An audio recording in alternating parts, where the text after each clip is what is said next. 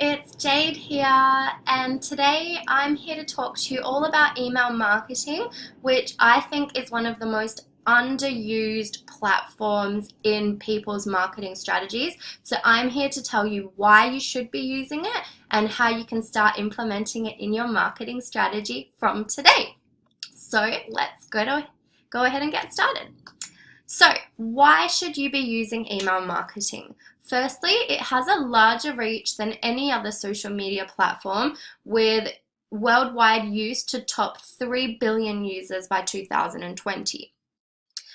When you think about it, email delivery is a lot higher. Once somebody opts into your email list and confirms that they want to receive emails from you, then 90% of email will get delivered to the intended recipient's inbox.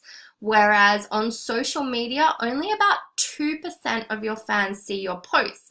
And this is because of the way the algorithms work. So if you think about it, on Instagram and Facebook, you put something out there, but not everybody sees it because it depends on who gets put on top and how those social media platforms organize the content that gets shown to people. Email drives much higher conversions, with the average click-through rate of an email campaign being 3%, which is actually 6 times higher than social sites. And 4.24% of visitors from email marketing actually buy something, compared to 2.49% of visitors from search engines and 0.59% from social media. One of the other really cool things about email is it's highly measurable. You can see real-time stats. So the second your email goes out, you can see who's clicked on it, how many people have opened it, where they've gone into your email, and you can target and segment and resend emails based on all these really in-depth stats. Email is actually a preferred communication channel. If you think about it, why are you on social media? You're on Facebook and Instagram to follow brands and to follow your friends and family and keep up to date with people. And if your Facebook feed is filled with product sales and all of this stuff, it's going to distract you from what you actually want to be doing on there. Whereas people that sign up to an email expect to be hearing from brands and expect to be receiving information about products and services. So that's where they want to be hearing from you.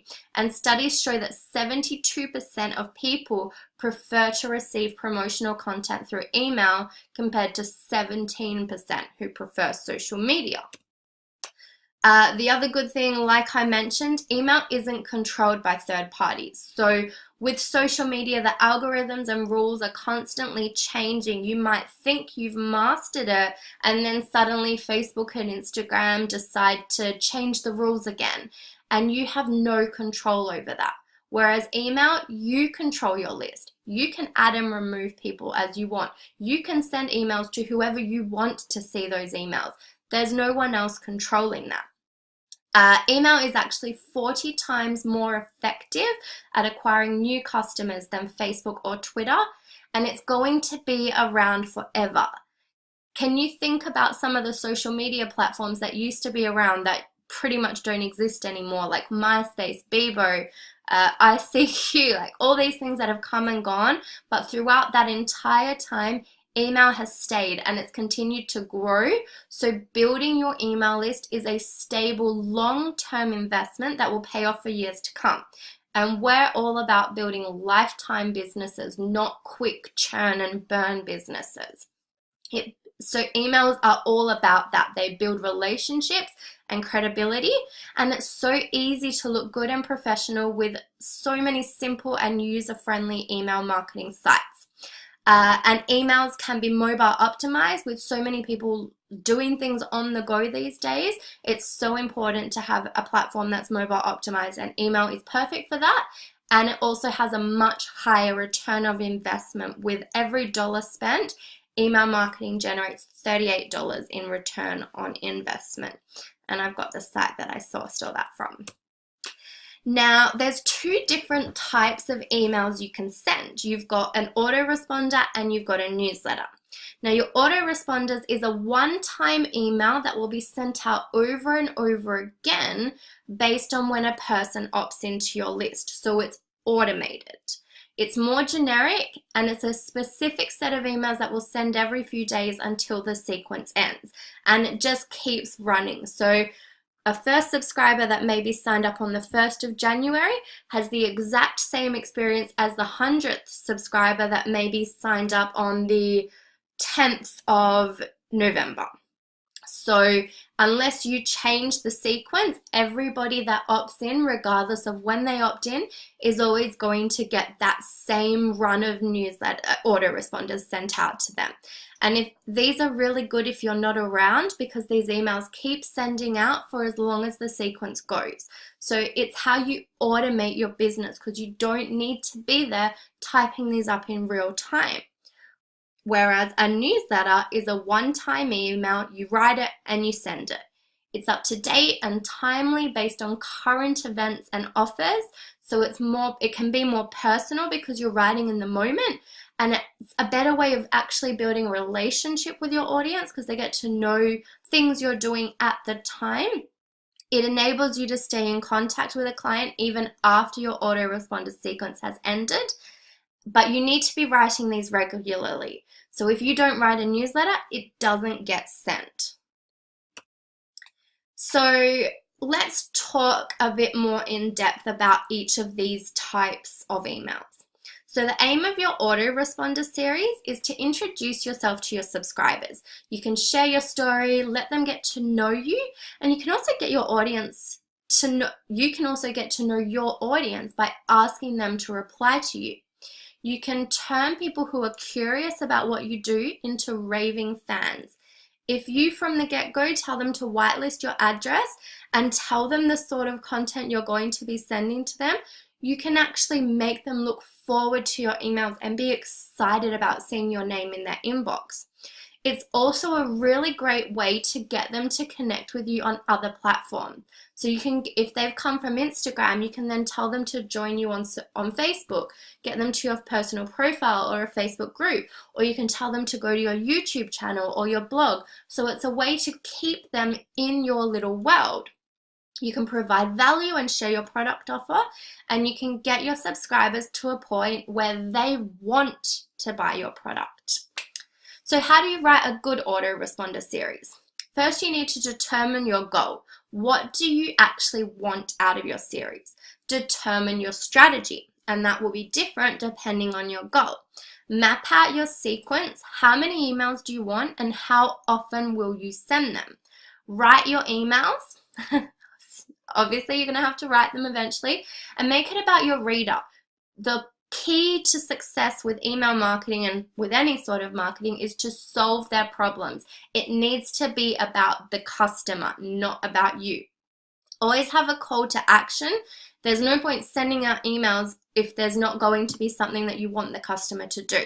So it can be as simple as sending a reply, joining your group, adding you on social media, reading your blog, sending them an ebook to read, buying your product. So if you have a different range of call to actions, it's better than sending the same thing in every email because that could tire them out. And always be testing. If something's not working, tweak it, change it until it works. And so that's autoresponders. So they're your automated ones that will continue to go out. You write them once and it's done.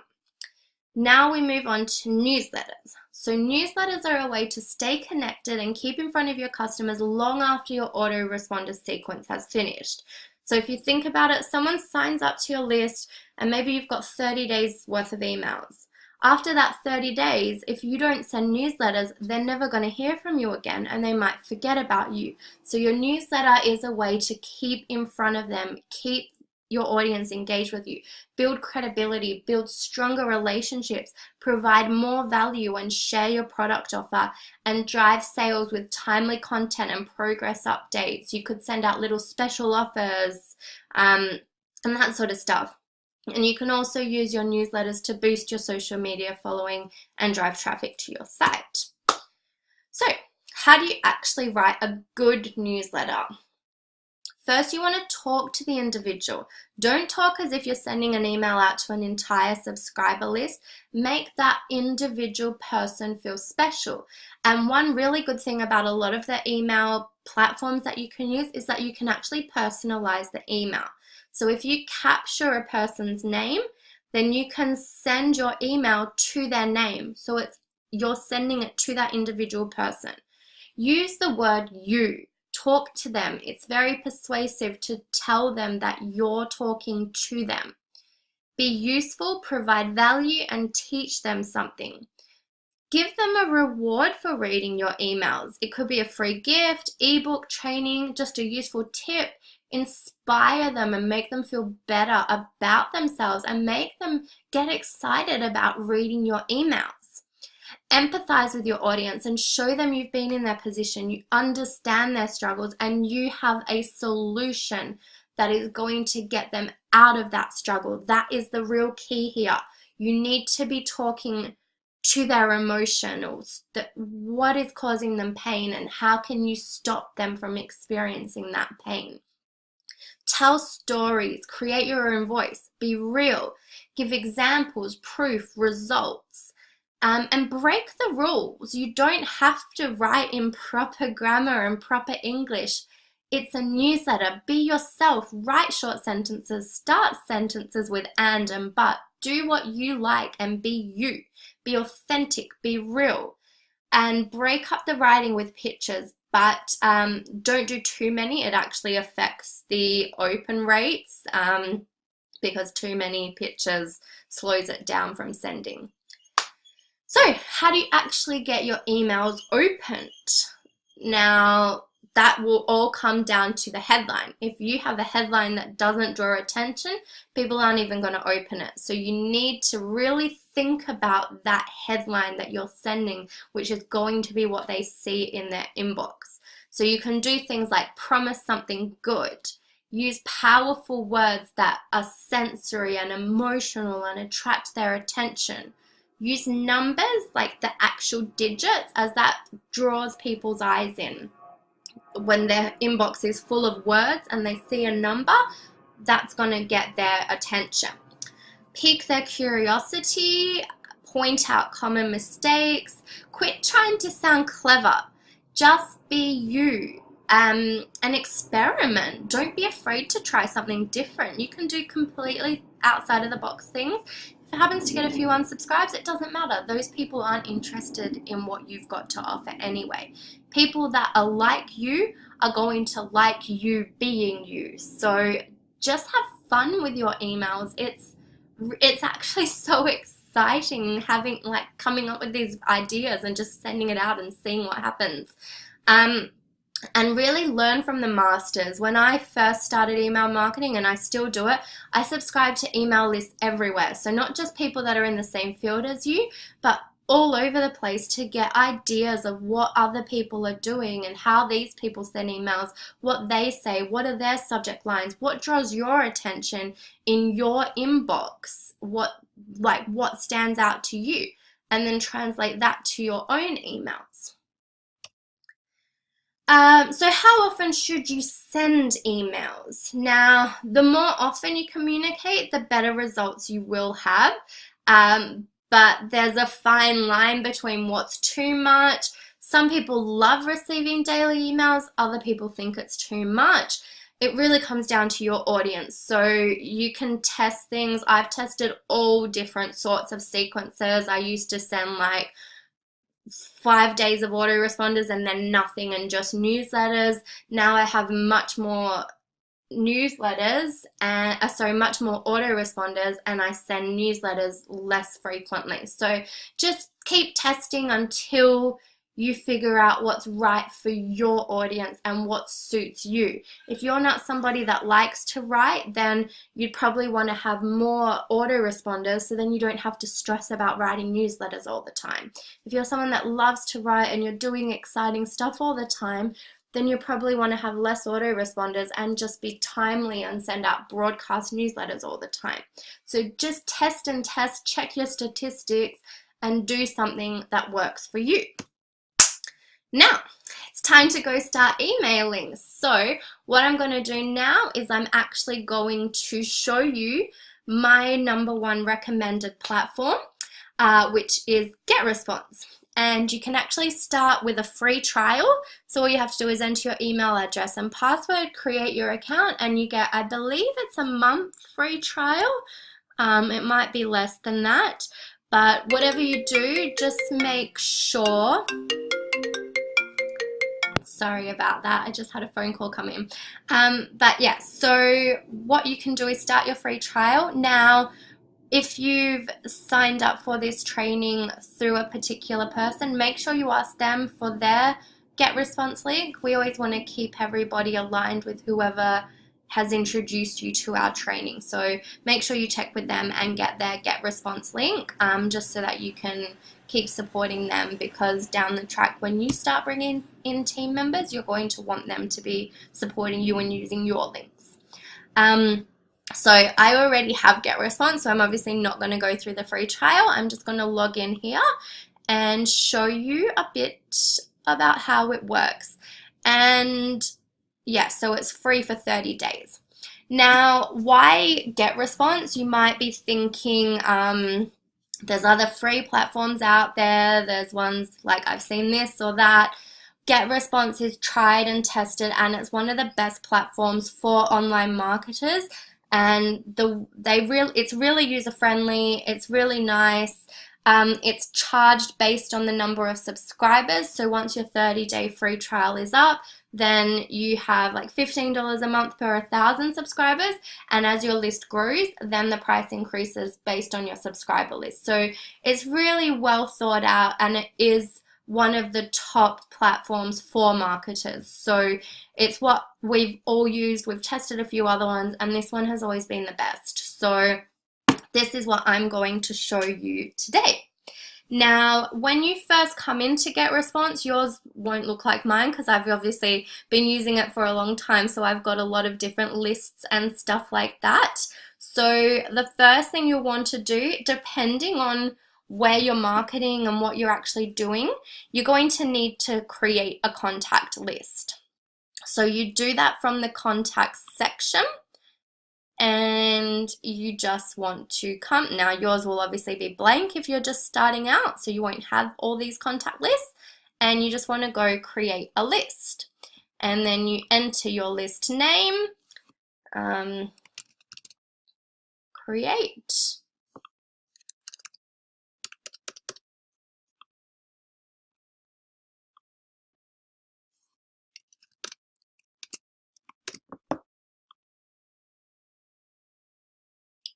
And there's a couple of things you need to do with the settings of your list. So just click on it.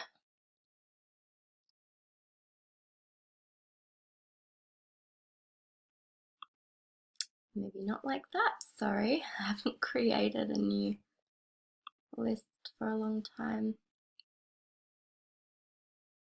Okay, settings. So hover over those 3 dots and go to settings. Now, what you want to make sure you do, you can change your address, so you don't have the full address there and stuff, but you legally do need to have an address in there. But the main thing you want to change is the subscription. So you can choose to get subscription notifications emailed to you. I find that a big hassle because I get so many subscribers every day, so I don't want email notifications every time somebody subscribes to my list. But the most important thing is to turn these off. So what this does is require extra confirmations, which means it's going to actually send an email to the person when they opt in to your list, asking them to confirm that they've opted into your list. So that could potentially lose you subscribers, because if they don't open that email, then they're not actually subscribed to your list. So they won't get your emails until they confirm their subscription. So you want to turn these off so that as soon as they've entered their email into your list, they're there and they're going to get your email straight away. Now, in terms of actually building your list, I'm not going to go through that. That's going to be in other training on sales funnels and social media marketing and the different strategies. but you need to set up your list before you can do any of those things. So when you come into the later training on those sorts of things, you'll understand why having your list set up is important. So that's how you set up a list. And then you've got email marketing. So when you come to email marketing, you'll notice you've got two options. You've got newsletters and autoresponders. So this goes back to my presentation where I was explaining the difference between each. So your newsletters are your one-time emails, and your autoresponders are your ones that are set up to automatically go out. So for example, what I do is I have, and these are all off at the moment because I'm currently not promoting to this list, but if they were on, then they'd just be switched on. But so what I do is, because I have obviously sent a lot of newsletters out over my time, what I've done now is I've taken a lot of those really high converting newsletters, I've made them more generic, and I've turned them into autoresponders. So now I don't actually have to worry about sending out newsletters as often because my list hears from me regularly. So this is what I mean about testing and tweaking and growing over time. So the way I've got it set up is I have 30 days of emails going out daily, and some people might think that's a bit much. You might want to do every second day. Like I said, just test what's going to work for you. So I have 30 days, and then I have every second day up until about 66 days. And then what I do is, what you can actually do is have automation sequences, and I'm not going to go into that today, but what it does is you can actually move people from one list to another list. So you can set up a sequence so that once people receive that last email in my autoresponder campaign, they get moved to another list where I have no autoresponders, and that's my newsletter list. So when I do decide to write newsletters, I'm only sending it to people who have already been through my autoresponder campaign. So they know me, and they only need to hear from me every now and then, and they're not going to get annoyed that I'm sending newsletters on top of autoresponders, which would then be a lot of emails. So that's how you can make it work. And basically, you can use your autoresponders to promote anything. And if you get really good at writing emails, you can use the same emails to promote pretty much anything. So what obviously I've got some in here that are results that are specific to particular companies I've promoted, but I've got a lot of very generic emails that I've written, which if I decide to promote something else, like you'll notice 90% of my campaigns have all the same emails copied across to them, because the emails are very generic and can be transferred to everything, and it's literally just changing the link of what I want to promote. So if one day I'm promoting one thing and then another day I decide to promote something else, it's just a matter of changing the links in those emails, which is why it's important to not get really tied to talking about a company all the time, but talking about yourself and making personal and generic emails. So how do you actually set up your autoresponder? So let me go to the new campaign that I've done. So it's test. So now you'll see it's a completely fresh slate, nothing here. So you literally, and you want it like, it goes like that. I like this view better so you can actually see the layout. So you literally click on the day and click on the little plus, and you create. So I'll just call this day 0 and make sure it's in the right list, because sometimes it always goes back to your default. And you can select the time you want the message to be sent. So you can send it immediately, you can send it with a delay, so then they don't think it's automated, like all that sort of stuff. You can have it just going out on certain days. Because it's an autoresponder, I always have mine going out on every day, because people could be signing up on every day of the week. And then you just go create new email. So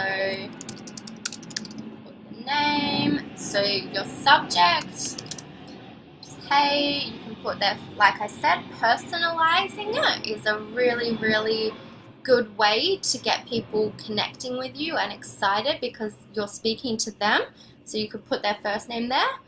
Now that will only work though if you've had them enter their name on the sales page where you've asked them to enter their email. So be careful with that. If you're not actually asking for their name, then on your sales pages, then what it's going to do is send hey friend. So just be careful with that. If you don't want it to sound generic every time, then think about how you do that. So I always go blank template when I'm setting up an email, and then it's literally just a matter of adding the elements. So you could do an image at the top if you wanted to have a header. I usually do my text first. That's being funny. But yeah, so I usually do my text first. It's just a matter of double clicking. And then I do my image. So then you just click in the box, type whatever you want to type, come to the image, and you can choose from a range of images they've got there, or you can upload your own images. So you just upload from your computer and then you use those. And the other thing you can do is you could do like a little signature. So I put my little photo in there, and then I put all my links in there saying connect with me on Facebook, Instagram, that sort of stuff. So there's so much you can do with emails. Now, one thing you need to be mindful of is your spam score. So it's always good to check this. So you want it to generally be around as close to 0 as possible.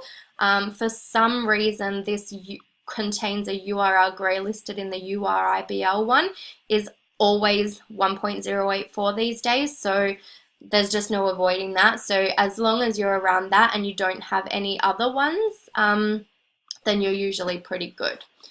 And a way to reduce your spam score is to click on that and go HTML to plain and wrap long lines. You'll now see my score has reduced. So read what the issues are and get it as low as possible. Something else that also helps is either doing an inbox preview so you can see how it's going to show in every inbox. It takes a while to load, so I'm not going to wait for that. And also sending a test message to yourself to see how it's going to work. So then all you need to do, move my little head out of the way, is go to the next step. And create the autoresponder. So you'd save and publish it.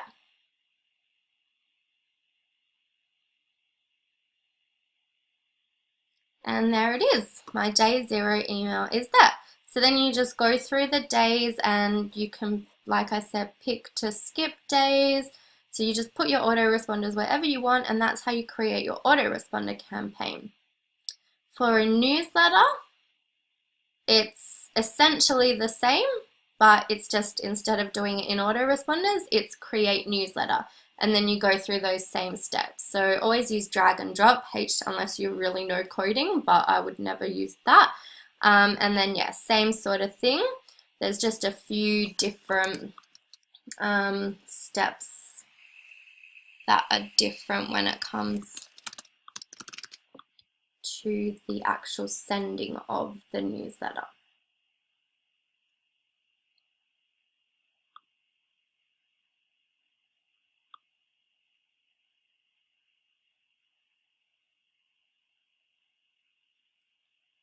There we go, have it all ready to go.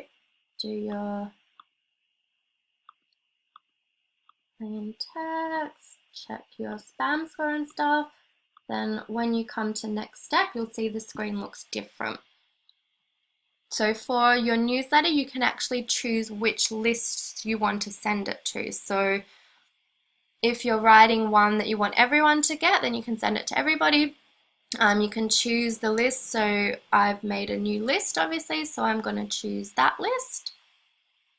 Can't even see it. I have way too many lists. Anyway, so you'll see I've got a warm sequence completed one, so that's the one that my newsletters go to. So how I was saying I move people from one list to another, that's all the people who have been through my autoresponder campaign and are now ready to receive newsletters from me. You can also exclude certain recipients, so you can manually go through, you can choose custom filters, you can select the contacts manually, so you can get really specific with who you send emails to. Then you go next. And one thing you can do as well is perfect timing. So that means it sends in the person's local time at the perfect time for them. The other thing you can do is schedule. So if you've got something that, like say for a webinar that's going to be at a specific time and you're not going to have time to write the email at that time, you can pre-schedule it so that it goes out to your list at the desired time, reminding them about the webinar. And then you just press send, which I'm obviously not going to do because that's not a proper email. So you just send it, and that's your newsletter done. So that's a brief overview of how to set up your newsletters, why you should be using email marketing, and yeah, I hope you guys go out there and really utilize email marketing. I'm not going to show you my stats because I don't want to show people's names and stuff. I thought about showing you how much emails like how many signups to my business I get from emails versus other options, but I don't really want to show all the people's names and personal information, so I won't do that. But I'd say it's generally like a 50-50 sort of split. So people can either sign up automated through Instagram or Facebook for me, or a lot will sign up from my emails. So if you get really good at writing emails and get in the rhythm of using that campaigns, then they really can be powerful for conversions. So go out there, have fun, write some emails, and don't feel like you need to start with a massive autoresponder campaign like mine. As I said, I've built that up over time. So start small and keep adding to it as you go. And that way over time, like I said, it's a lifetime investment. Your email list is something that will continue to grow and grow and grow. And if you continue to nurture it, you're going to get so much out of your email list. So yeah, that's it for this little training course. I hope you got a lot out of it, and I look forward to speaking to you soon. Bye.